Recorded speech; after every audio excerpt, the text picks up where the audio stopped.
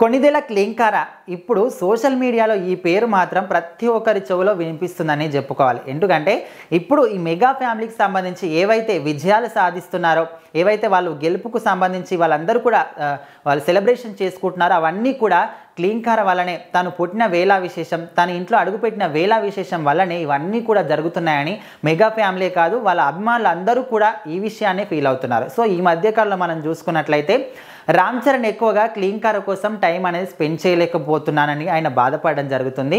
So ఆయన ఎక్కడికి వెళ్ళినా కూడా అంటే సినిమా షూటింగ్స్ కావచ్చు, మిగతా ఏ పనుల వల్ల అయినా కావచ్చు, ఆయన క్లీంకారతోని టైం అనేది ఎక్కువ స్పెండ్ చేయకుండా బయటనే ఉండడం జరుగుతుందంట. సో దానికి సంబంధించి ఇలాంటి మంచి మంచి శుభకార్యాలకు కారణమైన నా కూతురు, మా ఇంటి మహాలక్ష్మికి నేను టైం కేటాయించలేకపోతున్నాను అన్నట్టుగా కూడా ఆయన బాధపడడం జరుగుతుంది. సో అసలు క్లీంకార పుట్టిన తర్వాత వాళ్ళ ఇంట్లో అన్ని విజయాలు వాళ్ళు సాధిస్తున్నారని చెప్పుకోవచ్చు. చాలా మటుకు వాళ్ళు సెలబ్రేషన్ చేసుకుంటున్నారని చెప్పుకోవచ్చు.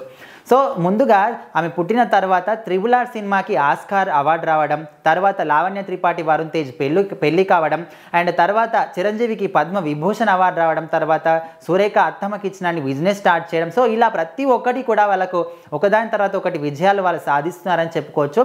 సో దాని తర్వాత ప్రత్యేకంగా చెప్పుకోవాల్సింది ఏంటంటే పవన్ కళ్యాణ్, ఎన్నో రోజుల నుంచి వెయిట్ చేస్తున్న పవన్ కళ్యాణ్ విజయం సాధించాడు. ఇప్పుడు డిప్యూటీ సీఎం కూడా అయ్యాడు. సో దానికి సంబంధించి ఇట్లా ప్రతి ఒక్కటి కూడా క్లీంకార వల్లనే అయ్యాయి. తన ఇంట్లో అడుగుపెట్టిన వేళ విశేషం వల్లనే తను ఒక ఇంటి మహాలక్ష్మిగా మాకు అదృష్టవంతురాలుగా వచ్చింది. సో అలాంటి వ్యక్తి కోసం నేను టైం కేటాయించలేకపోతున్నానని రామ్ చరణ్ మాత్రం చాలా బాధపడడం జరుగుతుంది. సో దానికి సంబంధించి ఒక కీలకమైన డెసిషన్ తీసుకున్నాడు. సో ఇప్పటి నుంచి ఎక్కడికి వెళ్ళినా కూడా ఖచ్చితంగా క్లీంకారతో టైం స్పెండ్ చేస్తాను. షూటింగ్ వెళ్ళినప్పటికీ కూడా సాయంత్రం 6 గంటల వరకే ఇంటికి వచ్చి తనతో ఖచ్చితంగా టైం స్పెండ్ చేయాలని కూడా ఆయన డిసైడ్ చేసుకోవడం జరిగింది. సో అయితే ఇంకో విషయం ఏంటంటే ఉపాసన వచ్చేసి చాలా మంచి తల్లి, సూపర్ మామ్ అన్నట్టుగా కూడా చెప్పాడు.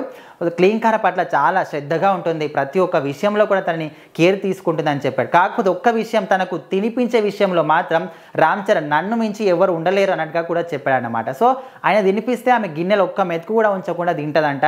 సో ఎవరు పెట్టినా కూడా మరి అంతగా తినలేకపోవచ్చు, తినది అని కూడా ఆయన చెప్పడం జరిగింది నవ్వుకుంటా.